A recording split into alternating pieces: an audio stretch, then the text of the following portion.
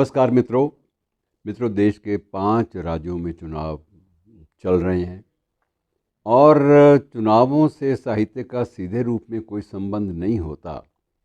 लेकिन मुझे कुछ एक बातें याद आ रही हैं जो आपसे बांट लेते हैं कि चुनावों के दिनों में अक्सर मंचीय कवियों को भी बीच में लाया जाता है और उनका उद्देश्य मुख्य रूप से ये होता है कि जो श्रोतागण हैं ये एक नब्ज़ पहचानते हैं, सियासतदान भी, कि वो राजनीतिज्ञों के भाषण में उनकी दिलचस्पी कम होती है और वो मनोरंजन के लिए या एक हास्य व्यंग की मुद्रा या माहौल को साजगार बनाने के लिए, वातावरण को बिल्कुल ठीक ठाक रखने के लिए कुछ अपनी कविताएं पढ़ें और कविताओं से जब मंच बिल्कुल बढ़िया श्रोताओं का तैयार हो जाए तो उस वक्त जो वक्ता लोग हैं उनको बुलाया जाए। और बीच बीच में भी ये एक कोशिश होती रही है पिछले चुनावों में कि जब एक वक्ता भारी भरकम भाषण दे गया तो बीच में एक कवि को एक कविता के लिए निमंत्रित कर लिया गया ताकि जो ऊब है किसी भाषण की वो भी मिट जाए और अगले वक्ता के लिए तैयार रहे।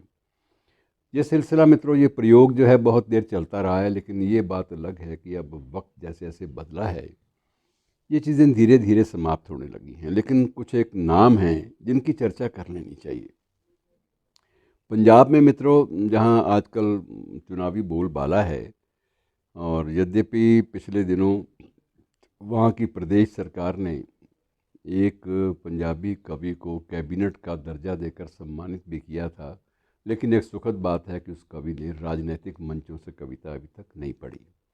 लेकिन आज भी, अभी तक जिन कवियों की राजनीतिक रचनाएं पढ़ी जाती रही हैं पंजाब में, आज तक, अतीत से आज तक जितने भी चुनाव हुए हैं उनमें कुछ एक नाम याद आते हैं। इन दिनों में संत राम उदासी की चर्चा बहुत है। यद्यपि ये कवि नक्सल पंथ की वैचारिकता से प्रभावित होकर इस क्षेत्र में आया था और कविताएं तो उन्होंने पहले भी सूफियाना अंदाज में लिखी थी और बड़ा एक ऊंचा नाम है कविता के क्षेत्र में। और जोगी उतर पहाड़ों आया, कुछ एक उनके बिल्कुल ऐसे गीत जो है वो लोकप्रिय हो गए थे कि आम आदमी तक पहुंच जाते थे। लेकिन उसमें जब वैचारिकता की बात आती है तब थोड़ा सा दुराव कई बार पैदा हो जाता है। लेकिन उसके बावजूद संतराम उदासी आज भी अपनी अनुपस्थिति में भी, यद्यपि वो नहीं है हमारे बीच में, लेकिन मंचों पर उनकी कविताएं जो हैं वो गाई भी जा रही हैं, पढ़ी भी जा रही हैं। और इसी सिलसिले में मैं बात कर दूं कि जब देश में भारतीय जनसंघ भारत भाजपा की जो पूर्व संस्करण था भाजपा का, उसके जब मंच सजते थे तो उन मंचों को सजाने के लिए कुछ एक कवियों को, विशेष रूप से पंजाबी कवियों को निमंत्रित किया जाता था। ऐसे कवियों में एक कवि थे दीपक जैतोई।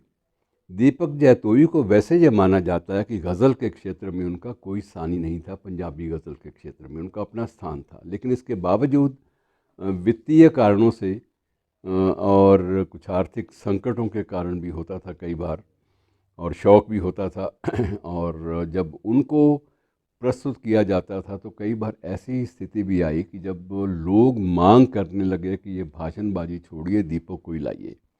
तो इतने लोकप्रिय वो होते थे मंच पर कवि, उनके माध्यम से कोई राजनीतिक संदेश भी लोग हज़म कर लिया करते थे और पसंद करते थे। ऐसा ही दूसरा नाम था कृष्णलाल अनपढ़। कृष्णलाल अनपढ़ को मैंने करीब से देखा है उनको भी, और वो व्यक्ति बिल्कुल नितांत अनपढ़ था, लेकिन जब भी मंच पर जाता तो कागज़ लेके हाथ में ऐसे खड़ा हो जाता, लोग हंसते और वो कहता, भाई ये कागज़ का हाथ में होना ये सिद्ध करता है कि मैं महसूस करता हूँ कि मेरे सामने कुछ है जो मैंने पढ़ना है।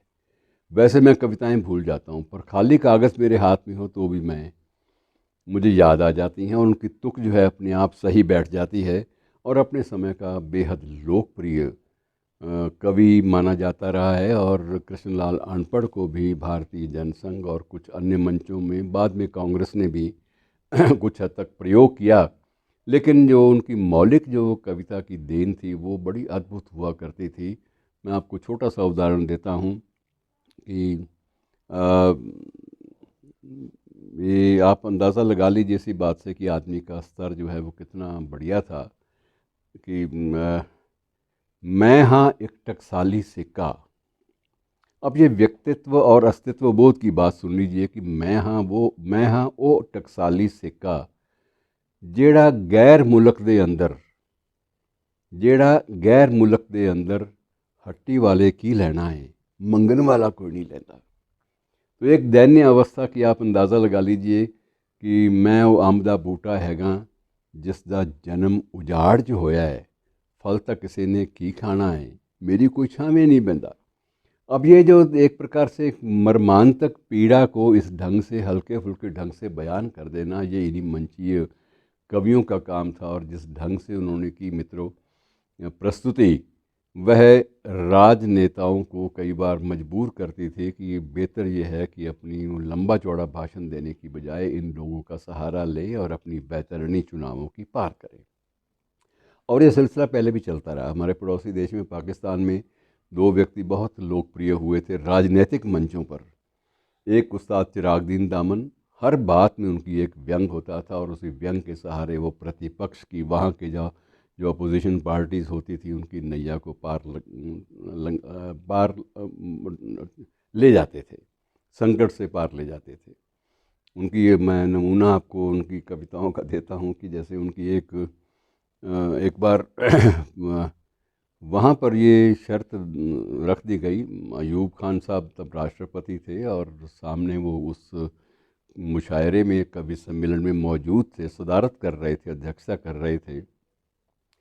और ये सभी कवियों से कहा गया कि इनके सामने शासन की तारीफ़ करनी है। अब उनका अपना अंदाज़ था और उसका ये भी एक उनके बारे में मशहूर है उस्ताद दामन के बारे में कि अक्सर उनकी पिटाई होती थी। पिटाई कब होती थी? जब उनको मंच से नीचे उतार कर पुलिस वाले ले जाते थे, क्योंकि वो सच बोलने से रह नहीं पाते थे। और जब भी सच बोलते उसकी सज़ा पिटाई में होती। तो अयूब खान साहब सामने बैठे हैं और उस वक्त उनको एक सभी शायरों को, कवियों को एक तरह मिसरा एक पंक्ति दे दी जाती थी, काव्य पंक्ति। इस पर अपनी कविता नज़म आप पढ़ेंगे। तो उस बार कविता की नज़म की जो पंक्ति थी वो ये दे दी गई कि पाकिस्तान च मौजा ही मौजा, अर्थात पाकिस्तान में मौज ही मौज है। तो ये अयूब खान साहब की एक तारीफ़ करने वाली बात थी कि ये ऐसी नज़में पढ़ी जाएँ। अब इनकी बारी आई तो लोग भी बड़े दिलचस्पी से, बड़ी हैरत से देख रहे थे कि ये तो कभी बागी शायर है और ये कैसे तारीफ़ करेगा अयूब साहब की। तो उसने शुरू किया कि पाकिस्तान च मौजा ही मौजा। लोगों के कान खड़े हो गए कि ये तो बिक गया। लोगों ने कहना शुरू कर दिया। लेकिन जब दूसरी पंक्ति आई तो पुलिस वाले आए और नीचे ले गए और उसके बाद पिटाई शुरू हो गई। दूसरी पंक्ति ये थी कि पाकिस्तान च मौजा ही मौजा, जिधर देखो फौजा ही फौजा। अब वो सारी जो फ़ौजों की जो उपस्थिति देश भर में, जो मार्शल लॉ शासन की सारी सारी जो एक प्रकार से व्युत्पत्ति और उसका जो प्रस्तुति जो थी देश की, किन हालात से देश गुज़र रहा है, उसने हास्य व्यंग में एक पंक्ति में बयान कर दी, जिसके कारण सरकारी जो तंत्र है उसका कोप भाजन भी इनको होना पड़ा। और यही स्थिति वहाँ के एक और शायर थे पंजाबी के, बाबा नज़मी। तो बाबा नज़मी की यही हालत थी, वो भी ऐसा ही। और हबीब साहब तो खैर बागी शायर थे ही, उनको तो बुलाने वाले सोच के बुलाते थे कि अगर हबीब जालिब साहब को बुलाया तो मुसीबत आ सकती है। मित्रों, अब नया एक क्रम शुरू हो गया है कि अब लोकगीतों को ज़्यादा अधिमान मिलने लगा है। और जब भी ये देखा जाता है चुनावों के दिनों में उत्तर प्रदेश वगैरह में, कि जब ये देखा जाता है कि अगर पूर्वोत्तर के किसी जलसे में बोलना है या लोगों को आकर्षित करना है तो पूर्वोत्तर का कोई आंचलिक कवि खड़ा कर दिया करते। और अगर कोई सूफ़ी कविता की बात करनी है तो हंसराज हंस सांसद भी बन गए इसी चक्कर में। और इसी प्रकार से बहुत सारे अन्य लोक गीतों के कवि जो थे, लोक साहित्य वाले, आंचलिक साहित्य वाले, उन सब को स्थान मिला राजनीति में भी, और उसी राजनीति के गलियारे में प्रवेश भी बाद में मिला। लेकिन इन सब बातों के बावजूद मित्रों, कविता और साहित्य का सीधा रिश्ता क्या है, इस बारे में कुछ अंतिम रूप से नहीं कहा जा सकता। लेकिन ये भी हकीकत है कि किसी भी दल के वक्ता हों, किसी भी दल के नेता हों, लगभग हर दल ने, हर नेता ने, प्रमुख नेता ने दुष्यंत कुमार का प्रयोग ज़रूर किया है। बजट पर आलोचना की बात हो तो भी ये बात कह दी जाती है कि कहाँ तो तय था चिरागा हर एक घर के लिए और कहाँ चिराग मयसर नहीं शहर के लिए। और कई आपातकाल के दिनों में भी दुष्यंत के जो है एक एक गज़ल दुष्यंत की जो है वो एक प्रकार से महत्वपूर्ण दस्तावेज़ बन गई और उस पर संपादकीय लिखे गए बहुत सारे।